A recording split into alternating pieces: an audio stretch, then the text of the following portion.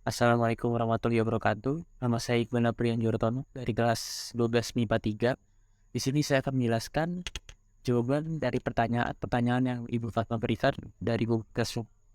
Yang pertama, apakah yang dimaksud dengan reformasi? Reformasi memiliki arti pembaharuan.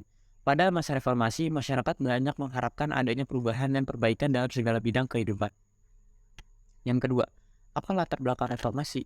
Krisis finansial yang terjadi pada tahun 1997 atau yang lebih dikenal dengan krisis moneter menjadi faktor utama yang melatar belakangi lahirnya era reformasi dan runtuhnya Orde Baru. Yang ketiga, apakah yang dilakukan Soeharto ketika mahasiswa melakukan demonstrasi? Presiden Soeharto pun semakin terdesak akibat demonstrasi besar-besaran yang dilakukan mahasiswa. Pada akhirnya, pada 21 Mei 1998, pukul 9.00 WIB, Soeharto secara resmi menyatakan berhenti menjabat sebagai Presiden di Indonesia di Istana Merdeka. Yang keempat, jelaskan tuntutan mahasiswa Angkatan 1998 untuk reformasi. Yang pertama, suksesi kepemimpinan nasional. Dua, amandemen UUD 1945. Yang ketiga, pemberantasan korupsi, kolusi, dan nepotisme atau KKN. Yang keempat, penghapusan fungsi ABRI. Yang kelima, penegakan supremasi hukum serta pelaksanaan otonomi daerah. Yang kelima, apakah sesuai dengan UUD 1945 ketika Soeharto meletakkan dan menyerahkan jabatannya kepada B.J. Habibie? Sesuai, Soeharto meletakkan dan menyerahkan jabatannya kepada B.J. Habibie sesuai dengan pasal 8 UUD 45. Maka Wakil Presiden Republik Indonesia Profesor Haji Habibie yang akan melanjutkan sisa waktu jabatan Presiden Mandaters MPR 1998 sampai dengan 2003. Yang keenam, apakah kondisi politik ekonomi pada saat ini hampir sama dengan masa 1998? Apabila Indonesia mengalami krisis di tahun ini, kemungkinan kondisinya tidak akan separah dengan krisis 1998. Karena saat 1998, krisis ekonomi tidak dimitigasi oleh pemerintah. Ditambah kala itu ada ketidakstabilan politik pemerintah. Yang ketujuh, apa yang kamu lakukan sebagai pemuda yang menjadi agen perubahan ketika kondisi politik ekonomi yang tidak sehat atau tidak baik seperti terjadi pada tahun 1998?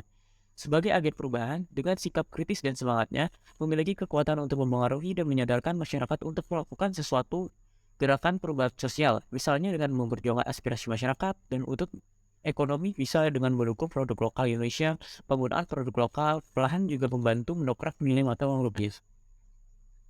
Yang keempat, apakah realisasi reformasi saat sudah sesuai tuntutan mahasiswa? Jadi yang saya sudah amati dan ada hal tertentu yang dilaksanakan dengan baik. Ada yang tidak. Satu, pertama supremasi hukum. Apa benar hukum masih berpihak pada orang-orang yang punya uang? Yang kedua, berkaitan dengan pemberantasan KKN. Sekarang KKN justru makin banyak. KKN di pusat sekarang berpindah ke daerah. Yang ketiga, kalau adili Soeharto dan kroninya itu sudah dilakukan, namun menurut saya itu hanya separuh jalan. 4. Kemudian amandemen konstitusi. Amandemen ini sudah berhasil tapi sekarang orang-orang malah berdebat lagi. 5. Pencabutan fungsi ABRI. Menurut saya sudah. 6. Pemberian otonomi daerah. Sekarang Indonesia punya 34 provinsi dan lebih dari 440 kabupaten. Pertanyaan ke-8. Menurut Anda, adakah kejadian demonstrasi tuntutan mahasiswa akan terjadi kembali saat ini atau di masa yang akan datang seperti tahun 1948?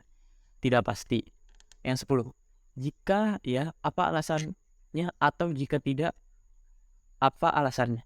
Gerakan mahasiswa saat ini tidak bisa dibandingkan dengan gerakan mahasiswa yang terjadi pada 1998 silam. Banyak perbedaan situasi atau kondisi dari gerakan mahasiswa yang terjadi saat ini dengan yang terjadi di tahun 1998. Salah satunya menurutnya pihak yang dilawan dan yang berada di barisan mahasiswa. Sekian penjelasan jawaban dari saya, kurang lebihnya mohon maaf. Wassalamualaikum warahmatullahi wabarakatuh.